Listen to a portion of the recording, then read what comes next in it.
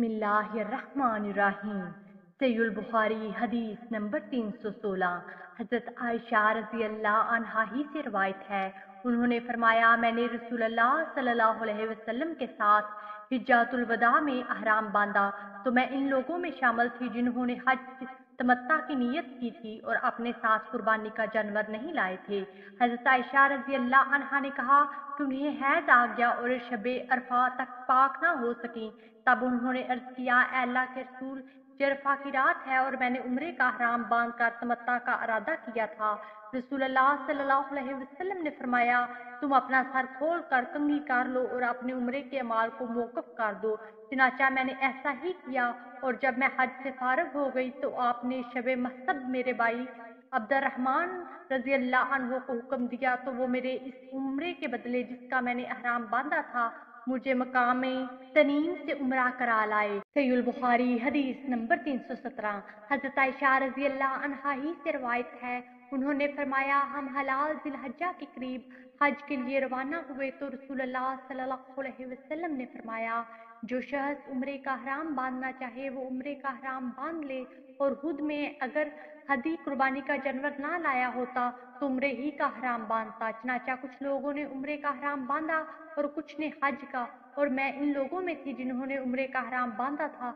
मुझे अरफे के दिन बहालत हैज आया, चनाचा मैंने नबी सल्लल्लाहु अलैहि वसल्लम से अर्ज किया तो आपने फरमाया, उम्रा तर्क कर दो और सर के बाल खोल कर कंघी कर लो, फिर हज का हराम बांध लो। चनाचा मैंने ऐसा ही किया, जहाँ तक कि जब वादी महसब में पड़ाव की रात आई तो आपने मेरे साथ मेरे भाई अब्दुर्रहमान बिन अबू बकर रजी अल्लाह अन्हु को भेजा।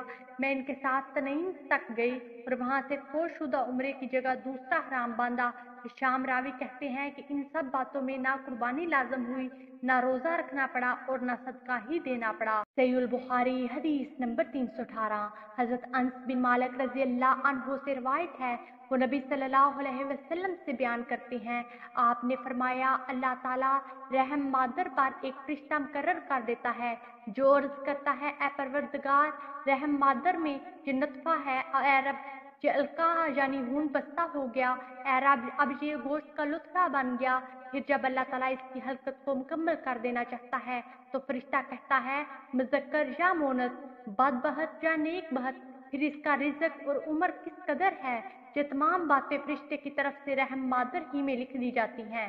सहीहुल बुखारी हदीस नंबर 319। हज़रत आयशा रज़ी अल्लाह अन्हा से रिवायत है, उन्होंने फरमाया, हम नबी सल्लल्लाहु अलैहि वसल्लम के हमरा हज्जतुल वदा के लिए रवाना हुए।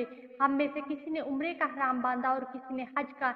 जब हम मक्का मुकरमा आए तो रसूलुल्लाह सल्लल्लाहु अलैहि वसल्लम ने फरमाया, जिसने उम्रे का हराम बांधा है और वो कुर्बानी का जानवर साथ नहीं लाया तो वो उम्रा करने के बाद हलाल हो जाए, और जिसने उम्रे का हराम बांधा है और हदी का जानवर साथ लाया है तो वो हदी की कुर्बानी से पहले हलाल नहीं होगा, और जिसने सिर्फ हज का हराम बांधा है उसे अपने हज को पूरा करना होगा। हजरत आयशा रजी अल्लाह अन्हा ने फरमाया, मुझे हैज आ गया और जो मैं अरफा तक इसी हालत में रही, क्योंकि मैंने सिर्फ उम्रे का हराम बांधा था, इसलिए नबी सल्लल्लाहु अलैहि वसल्लम ने मुझे हुक्म दिया कि मैं अपना सर खोलकर कंघी कर लूं, फिर हज का हराम बांध लूं और उम्रे को तर्क कर दूं।